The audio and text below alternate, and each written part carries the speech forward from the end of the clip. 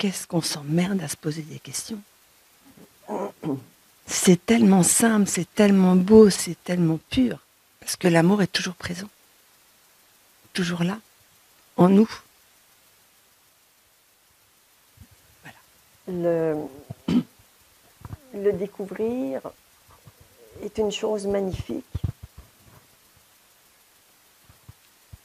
Mais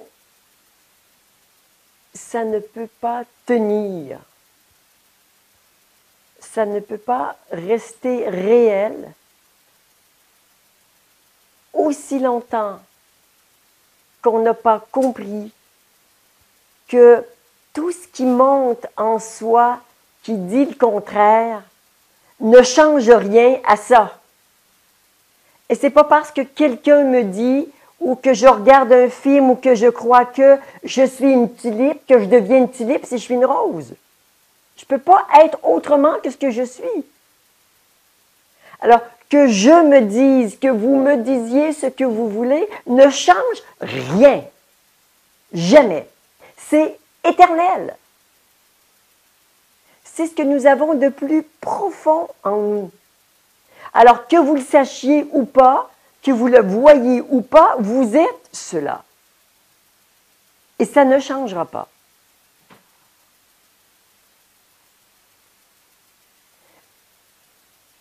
Je souhaite profondément que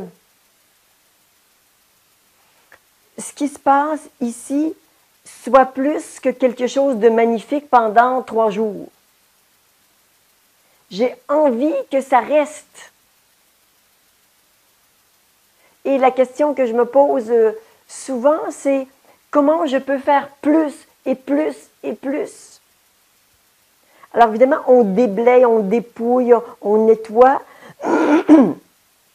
d'abord pour y accéder, mais ça va se re-remplir, ça va se revoiler si vous ne faites pas gaffe. Et comment, dans la réalité, comment on fait gaffe à ça?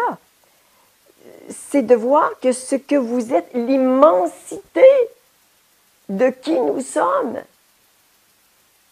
n'a rien à voir avec la croyance que je suis petite, ou insuffisante, ou incapable. Ça ne peut jamais, d'aucune façon, toucher à ça.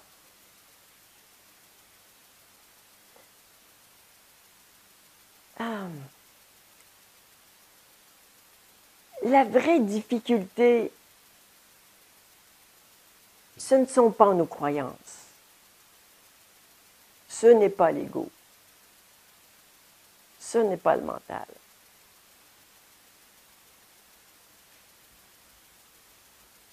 La vraie difficulté, c'est de ne pas savoir,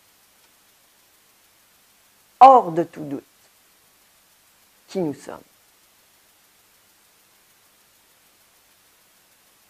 Et quand on le sait vraiment, on ne peut pas faire autrement que de faire l'expérience, de dire, tiens, il arrive une croyance, oui, mais toi, hein? Et là, je dis, ouais, c'est vrai. Dans ma famille, on n'est pas très futé, on n'est pas des grandes lumières. C'est vrai que, bon, dans le monde d'aujourd'hui, bon, on ne peut pas en demander trop non plus. Dès que je commence à faire du racolage avec ce genre de croyances, on est cuit. Mais quand on l'a découvert, on va se frotter à ça. Et on dit, OK, je sais comment je me piège. C'est une pelure de banane, je dis, c'est dangereux. OK, je vais marcher dessus, je tombe. Bon, c'est vrai ce qu'on me dit. Si je marche, oh, ça dégage. Hein?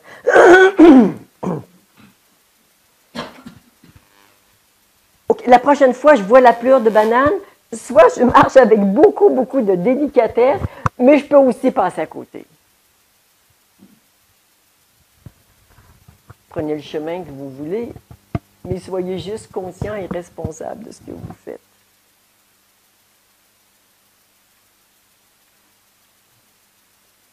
l'intention qui est ici est que vous puissiez découvrir hors de tout doute que vous êtes la source de tout. Du non-amour comme de l'amour, mais au plus profond de soi, ce rien se manifeste, la première manifestation du rien que nous sommes est amour. C'est le premier quelque chose que nous sommes, qui n'est pas vraiment quelque chose, mais qui est en dehors du rien pur, pur, pur. Parce qu'avant je suis amour, il y a je suis. Et ça n'a aucune saveur, aucun goût. C'est rien.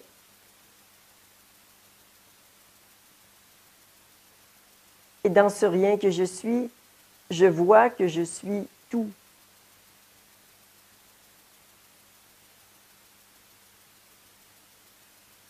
Ça, c'est encore en amont de je suis amour. Mais dans je suis amour, je suis juste à 1 millimètre d'une vérité plus profonde, c'est je suis rien. Mais dans notre incarnation, on aime bien cette vibration de l'amour. Alors, incarner l'amour,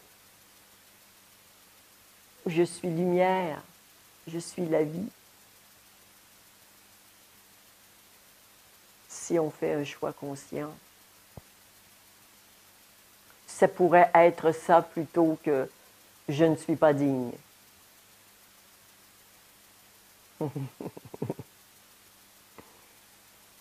On va bien finir par lui faire la peau à cette croyance.